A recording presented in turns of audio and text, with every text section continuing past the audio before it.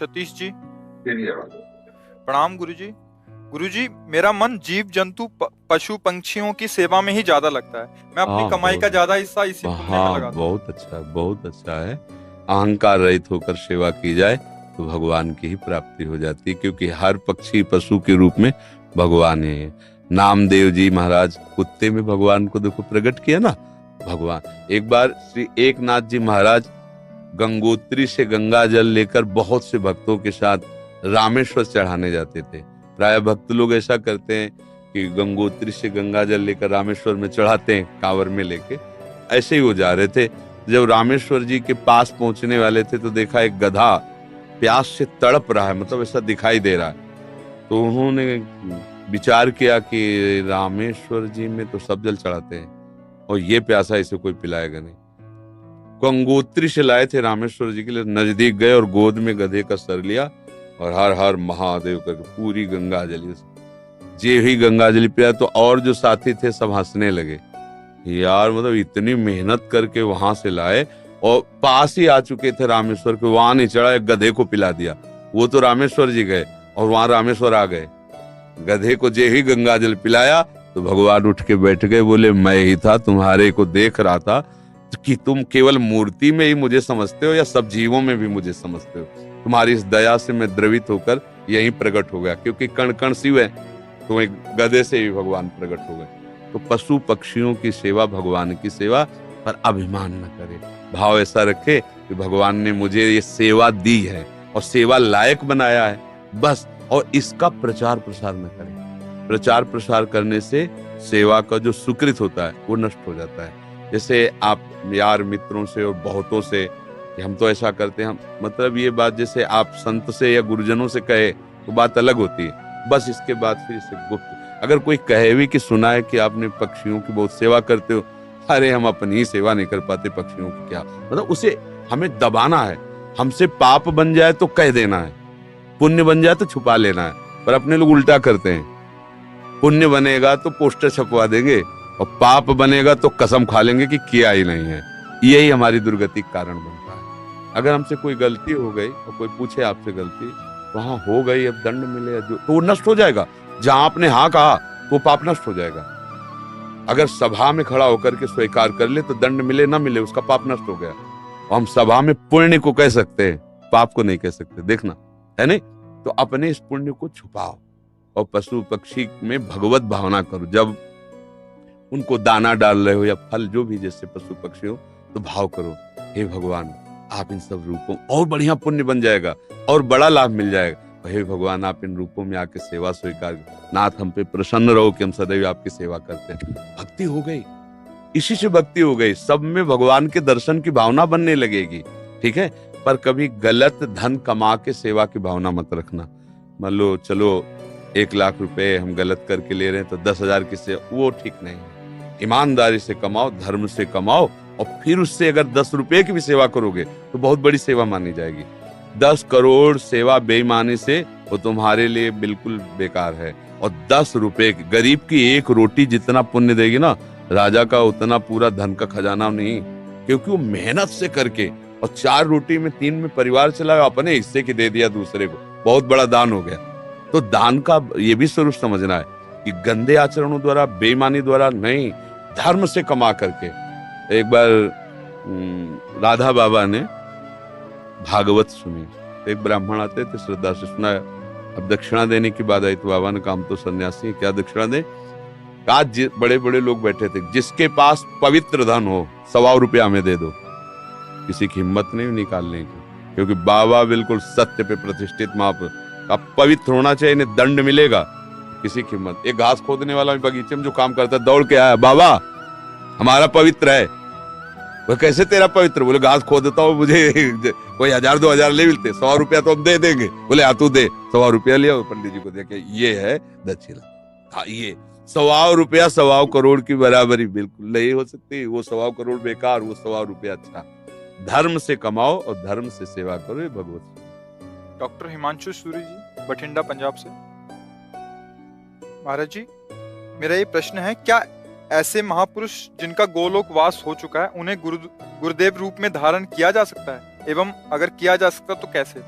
7 वर्ष की आयु से ही संकीर्तन सम्राट स्वामी श्री मुकुंद हरि जी महाराज जी के भाव भजन गा रहा हूँ और उनसे बहुत प्रेरित और उन्हीं को अपना गुरु माना है। उनके वचनों का पालन करो, वो जो आज्ञा किए हैं जीवन में कभी तो बोले ही है ना। हाँ, उनके उपदेश पकड़ लो और जो नाम कीर्तन वो कर रहे थे वही नाम कीर्तन करो, वही नाम जप करो। जो भगवत प्राप्त महापुरुष हैं वो थे, हैं, रहेंगे, तीनों में बराबर होते हैं। ये भूत भविष्य वर्तमान काल जीव के लिए है, जो ईश स्वरूप होते हैं उनके लिए नहीं। वो थे भी, वो हैं भी और वो रहेंगे भी। जो महापुरुष हैं किसी को भी, जैसे भाई जी हनुमान प्रसाद पोद्दार जी, राधा बाबा, उड़िया बाबा, हरि बाबा, ये सब महापुरुष थे, हैं और रहेंगे। अब आप तदाकार करो तो उनसे बात भी हो सकती है। मिलन, जब भगवान से बात हो सकती है तो भगवत स्वरूप ही तुम आत्मा है ना। हाँ, तन्मयता धारण करो। उनके भजनों की रिकॉर्डिंग की जैसे है उपदेश नहीं होते। हाँ, मतलब सब संतों का एक ही कथन है, संसार के चिंतन से अपने चित्त को बचा के भगवान के चिंतन में लगाना। बस बार बार नाम जप करो। जो भी नाम कीर्तन करते हैं ना, वो नाम कीर्तन पकड़ लो, अंदर से जपो, उसी का कीर्तन करो और उनको गुरु मान लो, हो गई बात। समझ रहे? और संतों का संग करते रहो, जिनसे आपका मन मिले, जिनकी बात सुनकर आपको अच्छा लगे और हृदय शीतल हो जाए, उन संतों के वचन प्रगट में सुनते रहो और नाम और गुरु भाव उधर रख लो। मनोज कुमार दिल्ली से। सतगुरुदेव भगवान, आपके चरणों में कोटि कोटि प्रणाम। गुरुदेव भगवान, पराये सभी शिष्य अपने गुरुदेव का मानसिक चिंतन करते हैं, लेकिन गुरुदेव वो परम सौभाग्यशाली शिष्य कौन से लक्षणों से युक्त होता है जो कभी कभी अपने गुरुदेव के चिंतन में भी आ जाता है? जिसका अस्तित्व खत्म हो जाता है वो कभी कभी नहीं, वो गुरुदेव में ही हो जाता है। जब तक शरीर और शरीर के भोग और शरीर संबंधियों से अपनापन है, तब तक गुरुदेव को हमने माना है। जैसे संसारिक किसी को हमने पिता माना, माता माना, रिश्ते नाते मान, उसी में एक और नाता मान लिया, गुरु। अब जिसने अपना अस्तित्व अहम में टिका होता है, जिसने अपना अहंकार गुरु जी के चरणों में दे दिया, अब जैसे आपकी आज्ञा वैसा ही हमारा जीवन है। आपका कृपा कटाक्षी हमारा मोक्ष मूलम गुरु कृपा। जिसने गुरुदेव को अपना अहम देकर सतत उनकी आज्ञा पर चला, तो गुरुदेव को चिंतन नहीं करना होता। गुरुदेव उसके हृदय में बैठते हैं, वो गुरुदेव के हृदय में सदैव रहता है। भगवान अपनी भक्ति के लिए कहते साधु हृदयम मह्यम, साधु नाम हृदयम। मैं उनका हृदय हो जाता हूँ, वो मेरा हृदय हो जाते हैं। और सही पूछो तो वो गुरु स्वरूप ही हो जाता है। सच्चा शिष्य वही जो गुरु स्वरूप हो गया। जैसे प्रियालाल जिसको अपना परिचय दे देते हैं तो प्रियालाल मैं हो जाता है, उसमें कोई अंतर नहीं। जानत तुम्हें हो जाए, सोई जाने जेहि देहु जनाई। जिसे वो जना देते हैं वो उन्हीं के मैं हो जाता है। ऐसे गुरुदेव का सच्चा शिष्य वही है जो गुरु स्वरूप हो जाता है। सांसारिक राग, सांसारिक भोग, सांसारिक चिंतन रहित, सदैव गुरु के बताए हुए नाम मंत्र में तल्लीन है, वही गुरु का स्वरूप हो जाता है। गुरु निष्ठा, नाम निष्ठा, धाम निष्ठा, इष्ट निष्ठा, ये बड़ी दुर्लभ बातें हैं, किसी बिरले के हृदय में आती है। और ये निष्ठा आ गई तो निश्चित वो उसी को प्राप्त हो जाता है जिसकी जो, जैसे अभी हमारी शरीर निष्ठा है सबकी, तो हमें भोग की चाह है, मान की चाह है, प्रियता है, संसार सारा प्रपंच है। और जिस दिन भगवान निष्ठा आ गई तो सारा प्रपंच खत्म हो गया, भगवत निष्ठा आ गई। भगवान के चरणारविंद में आसक्ति प्रेम, या प्रियालाल के चरणारविंद में आसक्ति प्रेम। पहले तो समझना है कि इष्ट और गुरु केवल कहने को दो शब्द हैं, पर्यायवाची, दो नहीं है। वही लाडली ही अपने रस का विस्तार करने के लिए हमारे जैसे शब्द बोलने वाला रूप धारण करके हमको समझाती हैं।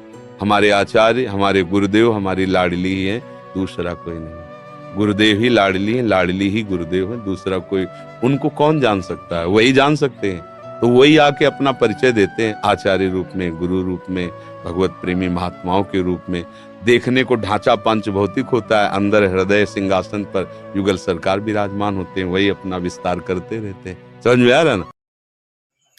इस प्रकार आपने सुना कि जो लोग पशु पक्षी या कुत्तों को भोजन देते हैं उनके लिए क्या कल्याण होता है अथवा उनको क्या लाभ प्राप्त होता है।